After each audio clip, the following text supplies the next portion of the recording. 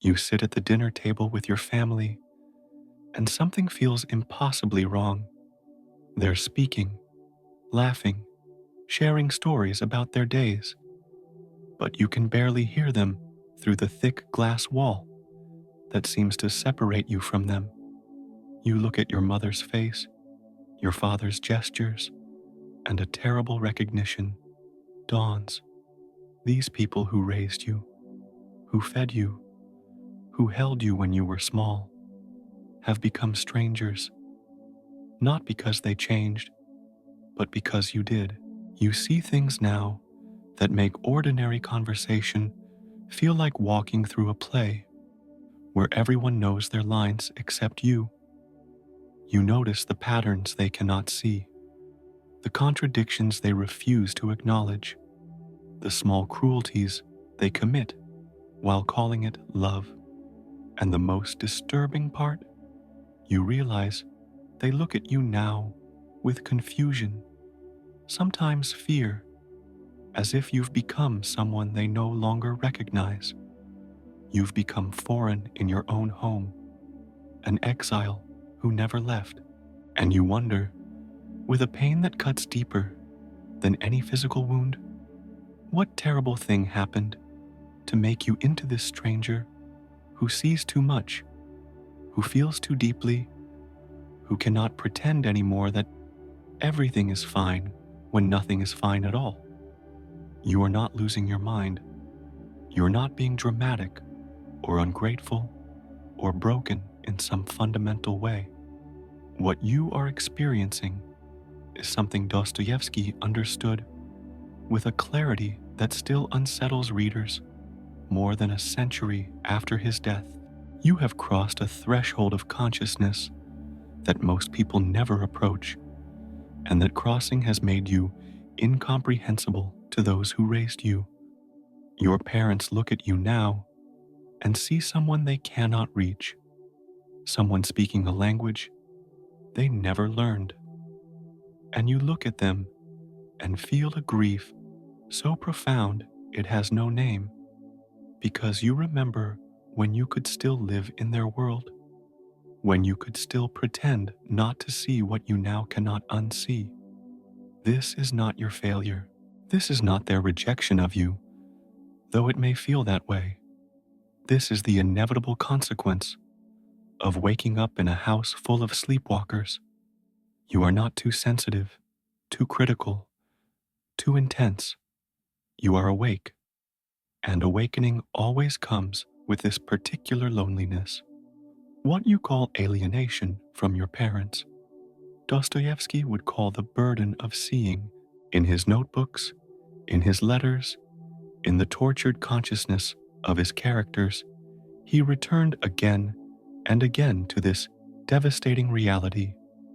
The person who sees deeply becomes incomprehensible to those who see only surfaces. You did not choose this. You did not wake up one morning and decide to perceive the hidden mechanics of your family's dysfunction, the unspoken agreements that hold your household together, the ways love gets twisted into control, affection into expectation, care into manipulation. These things revealed themselves to you because something in you grew capable of perceiving them. And once you see, you cannot go back to blindness, no matter how much you wish you could. Dostoevsky understood this through his own life. After his mock execution, after his years in Siberian labor camps, after his confrontation with death and suffering at their most raw, he returned to Russian society a changed man. He wrote that he felt like a ghost among the living, seeing truths about human nature that others spent their entire lives avoiding. His own family often found him strange, difficult, incomprehensible. The man who returned from Siberia was not the same man who left. He had seen too much. He had felt too deeply, and that transformation made him lonely even among those who loved him. When you were a child, You absorbed your family's reality without question. You learned their language, their values, their ways of avoiding uncomfortable truths. You accepted their explanations for why things were the way they were. If your father was distant, you learned that's how fathers are. If your mother was anxious or controlling, you learned that's what mothers do. If conflict was never addressed, if emotions were swallowed, if appearances mattered more than authenticity, you learned that this was simply how life worked. You were a perfect participant in the family mythology, the shared story everyone agreed to tell about who you all were. But something happened. Perhaps it was gradual, a slow accumulation of observations that didn't fit the official story. Perhaps it was sudden, a single moment when the veil lifted and you saw clearly for the first time. Maybe you went away to school and discovered that not all families operate like yours. Maybe you experienced suffering that forced you to question everything you'd been taught. Maybe you simply grew up and your maturing consciousness could no longer accept the comfortable lies that held your childhood world together. Whatever the catalyst, you began to see. You saw how your parents' unresolved pain shaped their treatment of you.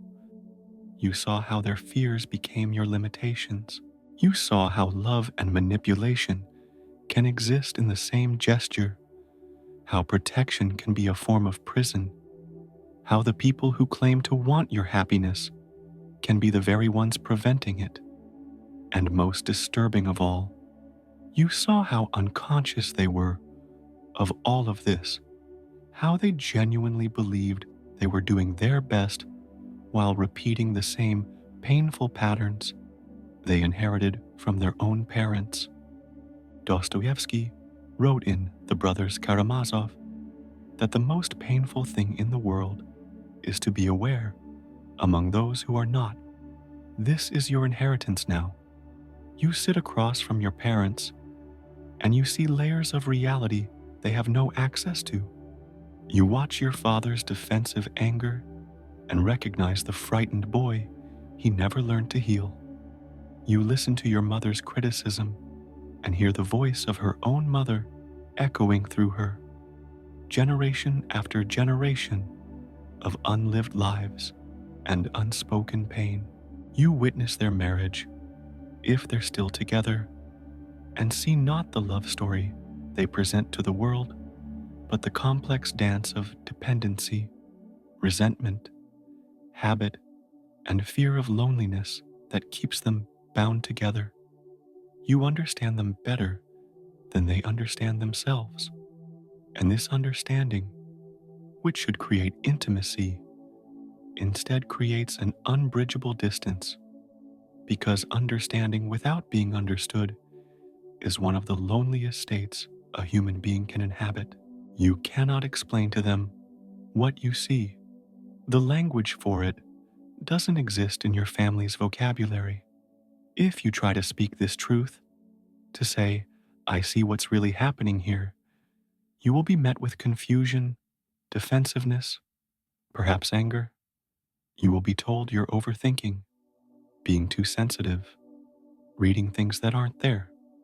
They will insist their version of reality is the true one because for them, it is.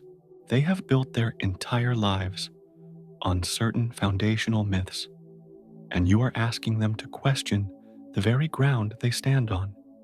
This is not something most people can do, especially not when challenged by their own child, the one who is supposed to accept their authority, their version of truth, their way of seeing the world. Dostoevsky's Underground Man speaks of this torture, the hell of being too conscious. He describes how awareness becomes a disease, how the person who thinks too deeply, feels too intensely, sees too clearly, becomes incapable of the simple, unreflective life that others move through with such apparent ease. You watch your siblings, perhaps, or your cousins or childhood friends who maintained simpler relationships with their families, and you wonder what's wrong with you. Why can they accept things you cannot accept? Why can they overlook what seems so glaringly obvious to you? Why do they still fit where you no longer belong? The answer is not that they're better or healthier or more mature. The answer is that they have not crossed the threshold you crossed. They still live inside the family mythology, perhaps because they've never been given reason to question it, perhaps because questioning it would be too painful, perhaps because their nature is simply different from yours. But you cannot go back. Once you've seen the mechanisms, you cannot pretend they're invisible. Once you've felt the pain of contradiction, you cannot numb yourself to it. Once you've recognized the patterns, you cannot unknow them. You have become the family's consciousness, and consciousness is always uncomfortable for those who prefer to remain asleep. There is a scene in Crime and Punishment where Raskolnikov visits his mother and sister, and Dostoevsky describes the terrible isolation Raskolnikov feels, even in their presence. They love him, they worry about him, they want desperately to reach him, but he is locked in a prison of awareness they cannot enter. He sees truths about the world, about human nature, about the poverty of their existence, about the structures that oppress them, and he cannot share this vision with them because it would destroy the fragile peace they've constructed. He loves them too much to burden them with what he knows, yet this very love becomes another wall between them. You understand this now in your own life. You may love your parents deeply. You may even pity them for what they could not give you because they never received it themselves. But love does not bridge the gap that consciousness creates. You find yourself editing every conversation, carefully avoiding topics that would expose the contradictions, gently deflecting questions that probe too close to your true thoughts and feelings. You learn to offer the version of yourself they can tolerate, the one that doesn't challenge their view of reality too much. And in doing this, you become increasingly unreal to them, a performance rather than a person. They sense this, even if they cannot name it. They feel you slipping away into territories they cannot follow. Some parents respond to this with anger, accusing you of thinking you're better than them, of being disrespectful or ungrateful. Some respond with sadness, grieving the child they feel they've lost.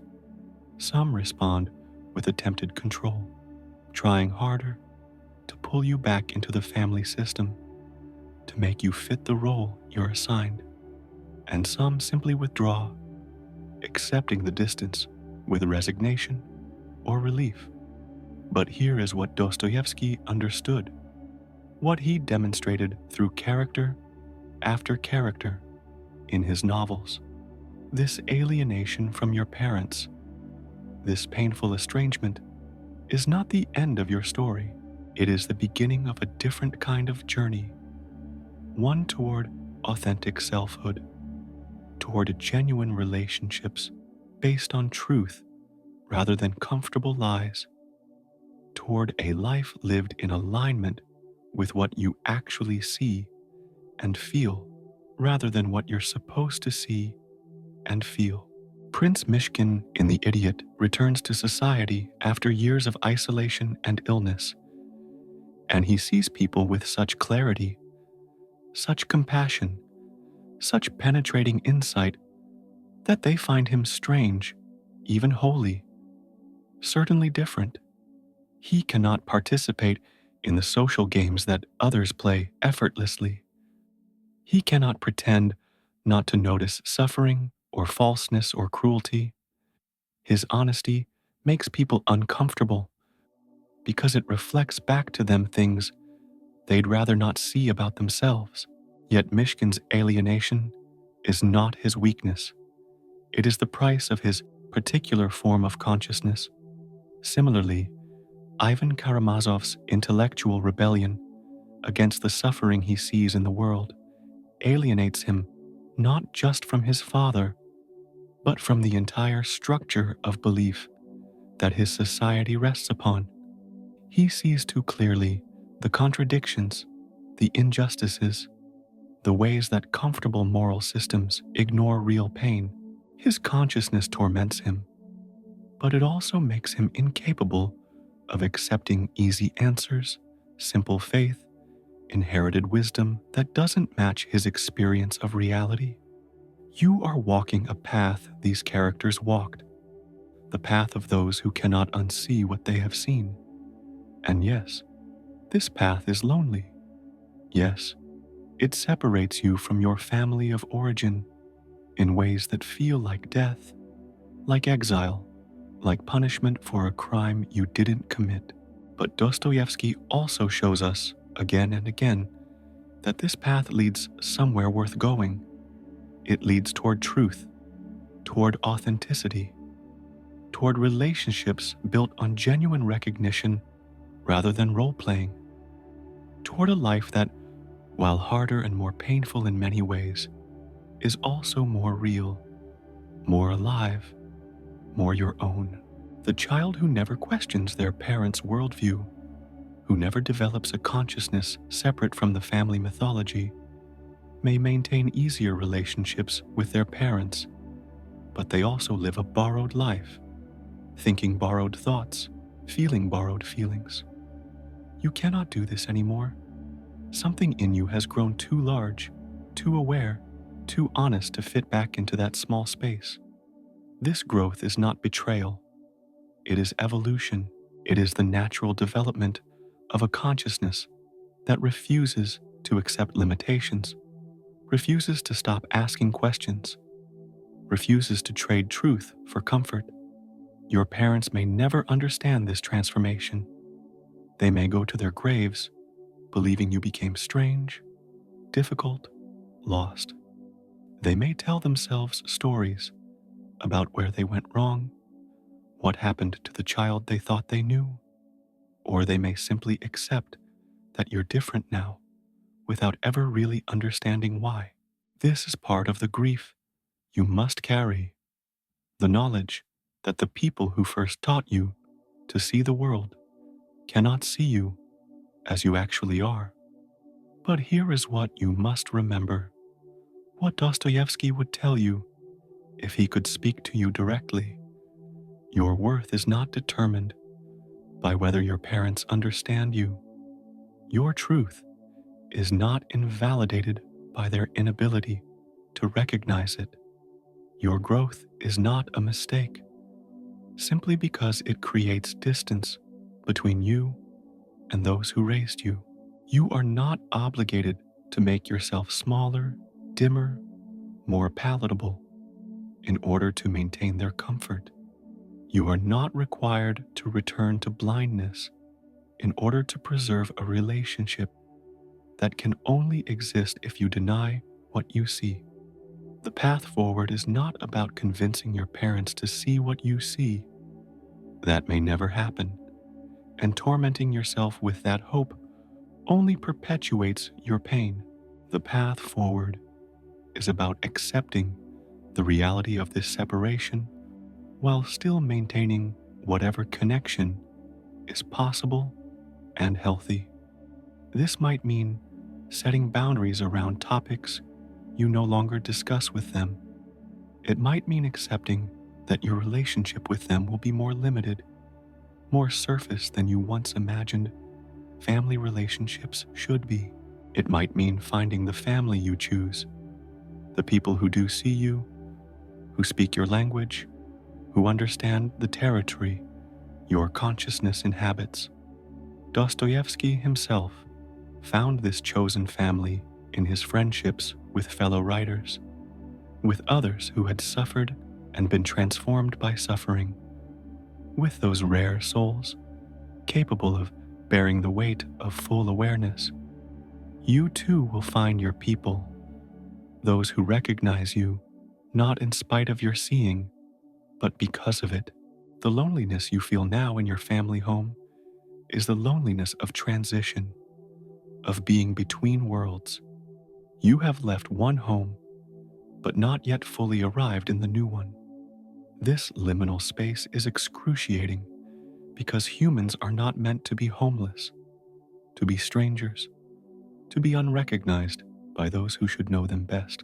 But this is also the space where transformation happens, where you discover who you are when you're not performing for your family, when you're not trying to fit their expectations, when you're not editing yourself to match their version of reality. Dostoevsky would tell you that this strangeness, this alienation, this uncomfortable gift of seeing too much is your path to becoming fully human. Not the human your parents imagined you would become, but the human you actually are beneath all the layers of conditioning and expectation and inherited pain. He would tell you that the suffering you feel now, the grief of this separation, is not meaningless. It is the labor pain of birthing your true self. He would tell you that one day, perhaps years from now, you will look back on this time and recognize it as the moment everything changed, the moment you chose truth over belonging, authenticity over comfort, your own eyes over borrowed vision. And he would tell you, with that deep understanding he had of the human heart, that you are not alone in this experience, that countless others have walked this path before you, that your alienation is the mark of consciousness awakening, which is always painful, always isolating, always worth it. So when you sit at that table, feeling like a stranger among the people who raised you, remember this: you have not failed them, and they have not failed you. You have simply grown into a consciousness they cannot reach. This is not personal. This is the inevitable consequence of evolution, of awakening, of refusing to live an unlived life. Let them be who they are. Let yourself be who you are becoming. Grieve what cannot be bridged, but do not shrink yourself to fit back into spaces you have outgrown. The strangeness you feel is not a flaw. It is a sign that you are alive, aware, becoming, and somewhere ahead, in the life you're walking toward, there are people waiting who will recognize you, who will see what you see, who will welcome you home, not despite your consciousness, but because of it. You will not be a stranger forever. You're simply between families right now, leaving one, finding another. And this journey, painful as it is the most honest thing you've ever done.